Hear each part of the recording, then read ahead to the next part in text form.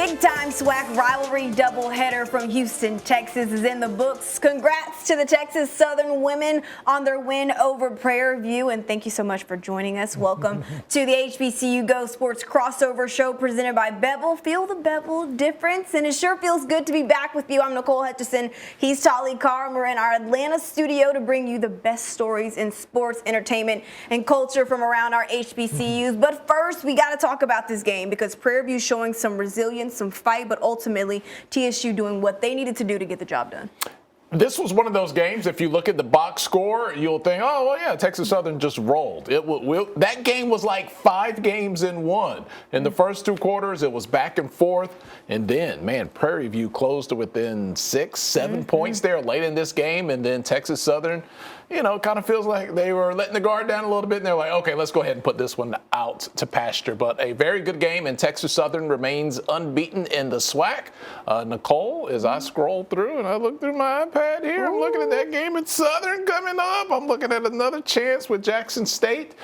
Texas Southern has defeated them all, but still some tough competition out there. Let's see if they can run the gamut in the SWAC this year. For sure. 82-69, the final out in Houston, Texas. We'll see if Texas Southern can keep up their dominance this season. We'll get you back out to Houston, though, for the men's game at the bottom of the hour. But for now, it's time to shine some light on a California woman doing great things out in the California area. After getting her doctorate at Virginia University of Lynchburg, Theresa Price wanted to address the information gap about black colleges in California. Out of that passion sprung the Black College Expo, which turned into the National College Resources Foundation. Today, the foundation runs football combines and basketball showcases to help student athletes get exposure to HBCU coaches and to help coaches recruit West Coast talent despite there being no HBCUs in California. We spoke to Dr. Price and several coaches about the impact of her efforts on HBCU sports.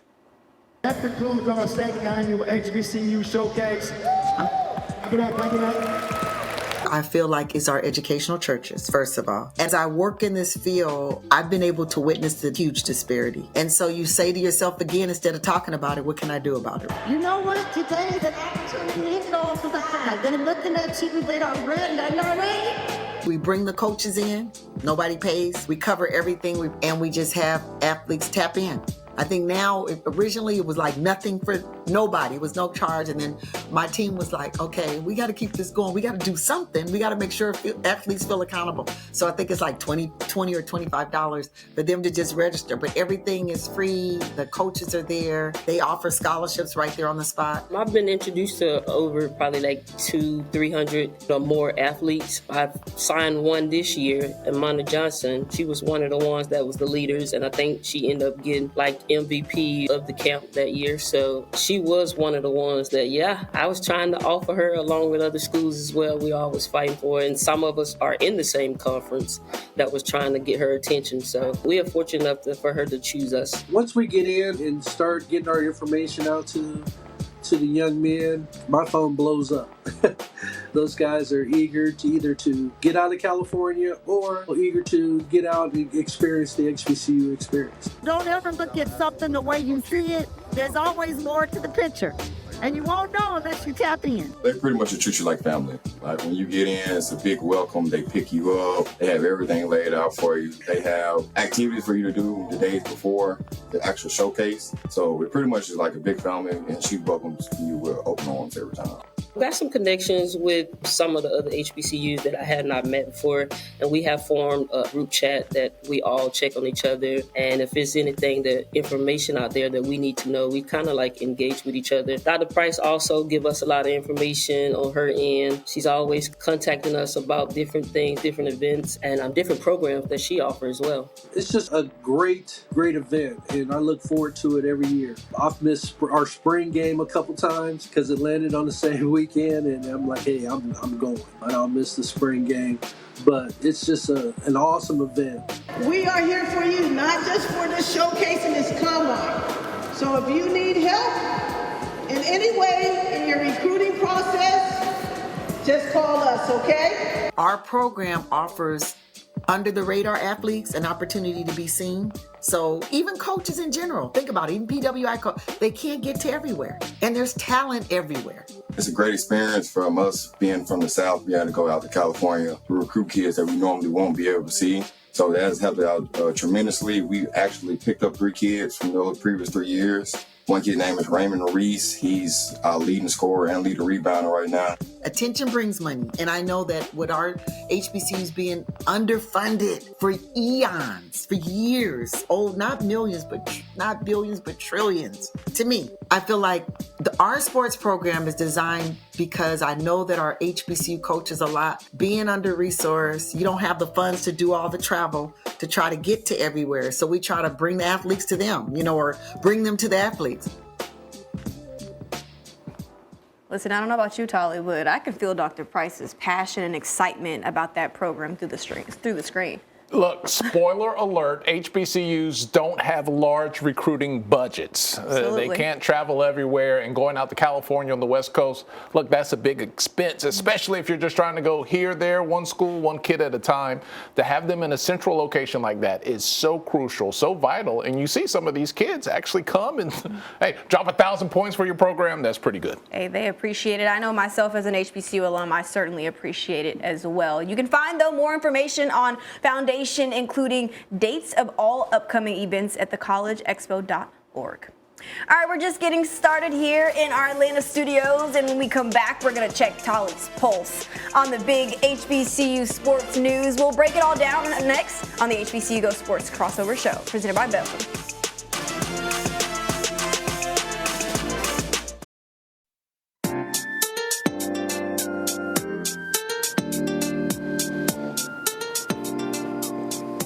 We love celebrating Black History Month here on HBCU Go. Welcome back to our HBCU Go studios in Atlanta. Nicole Hutchison and Tali Carr, where we are honoring Black History Month and celebrating Black excellence, not just in February, but all season long. Now it's time to discuss, though, the latest HBCU sports news and check the pulse with Tally.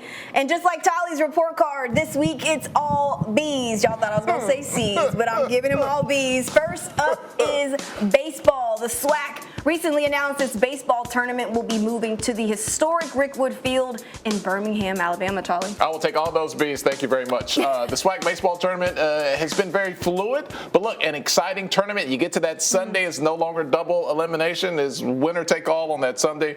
We've seen it in Alabama. We've seen it in Atlanta the last couple of years, going to a historic Rickwood Field, a big Major League Baseball history there in that field. So exciting times for SWAC baseball. Yeah, they get to play where some all-time greats played. Babe Ruth, Jackie Robinson, Willie Mays, some great names right there. Heard of them, right? Next B is bowling. The Lady Aggies of North Carolina A&T made headlines last week at the Prairie View A&M Invitational, defeating 8 ranked teams and 2 top 5 teams in the country, Tolly. All right, she said that right. They beat 8 ranked teams, 2 in the top 5. We got to give up some Aggie pride for the bowling team. If you ever go to an HBCU bowling event, or if you have missed it, it is an absolute vibe. The energy that they have to create for themselves while they're sitting there waiting for their turn and the chance, it is just a place to be. Exciting stuff. Way to go, Aggies. Top bowling team you got to look out for. Yeah, I love when non-revenue teams make some noise. I got a little experience in that, so shout out to them. And of course, though, our last B is for basketball with 2 separate news items. First up, we had our first midseason firing of the year. The Johnson C. Smith women's basketball program parted ways with Coach Monterica Warren after a 5-11 start. Yeah, so you look at the numbers and you think that's kind of rough. But look, Johnson C. Smith started the year. They only had 2 coaches there. You look at games like the Virginia Union game. Virginia Union, one of the top 5 teams in Division II women's basketball in the HBCU landscape. They were within a point in a last-second shot opportunity of beating that team. A very small, razor-thin margin of error there, and sometimes it can cost you a job. For sure, and best of luck to Johnson C. Smith the rest of the season, and Coach Monterica Warren as well. She looks for her next stop. But the last, but certainly not least, this week is the encore matchup we've all been waiting for. Former MEAC rivals Hampton and the real HU square off once again. Tolly? I'm not even going to bring up Bowie State and Morehouse. You just did. I'm not going to talk about D2 losses for Howard. I'm not going to do it. It's great. Just kidding, Howard. We love you. We love picking on Nicole. This is a big-time matchup. I don't care if it's checkers, football, basketball, cheerleading, track. Hampton and Howard, the battle of the real HU. Second time we'll get to see it this year. Hampton won the first one. Who's the real HU? HU. Howard, you know? Come on, you know the answer to that. They made 2 trips to the NCAA tournament in the last 3 seasons. So it's not about where you start, it's about where you finish, all right?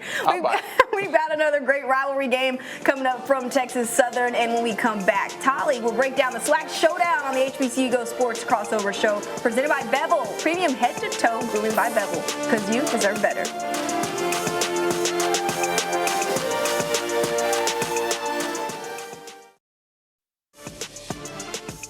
Welcome back to the HBCU Go Sports crossover show presented by Bevel. Nicole Hutchison and Tolly Carr here, and we're inching closer to tip-off in Houston. So let's take a deeper dive into this historic rivalry. It's a good one always. This is an H-Town showdown for real. Prairie View, Texas Southern. Look, just 45 miles apart. You know, you can catch a ride, get over there if you need to. Nicole will hook you up. She's from H-Town.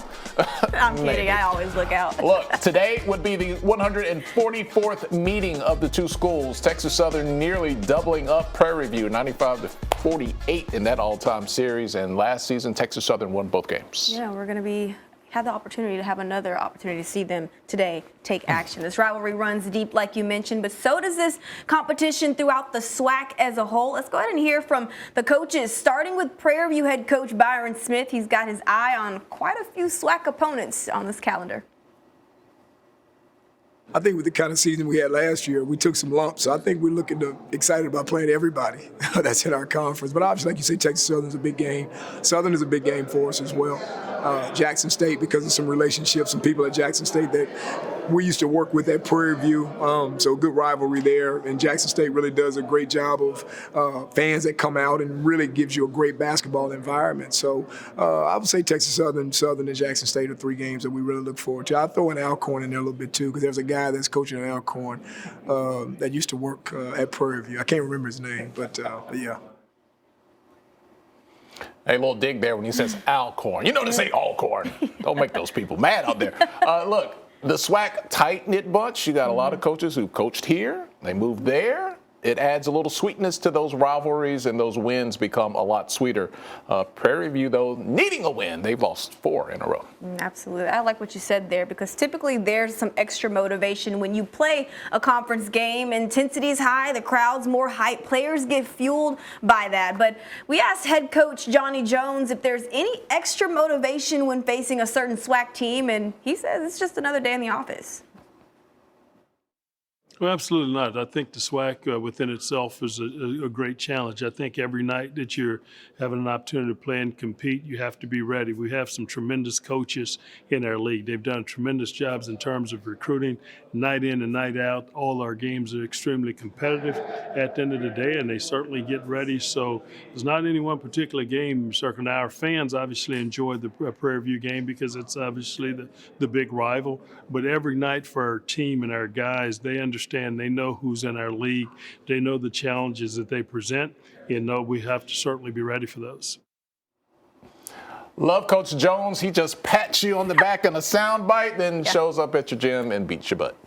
Well, sounds great. Lovely. All right, well, grab your popcorn. This should be another great SWAC matchup in Houston. I'm excited to see that rivalry in action. They're getting set out there in Houston. Should be a good one for tip-off coming up at the bottom of the hour. But we're not done yet. More of the HBCU Go Sports crossover show presented by Bevel is coming up. Welcome back into the HBCU Go Sports crossover show. We are live here in Atlanta, but you see the ladies are getting real ready for this matchup. Texas Southern against Prairie View. The men now taking action in just a few moments. Who you got? Leading scorer in the SWAC. You'll get to see him in action today, Tanaj Petway. He has scored 365 points this year total. No one else in the SWAC has scored 300 points. So he's in a class of his own. You'll get to see him up next live. Hey, he's in a class of his own. Well, this game is going to be a class of its own. They've got the little baby right there ready. We've got to wrap up here on HBCU Go Sports crossover show. We'll see you guys out there in Houston.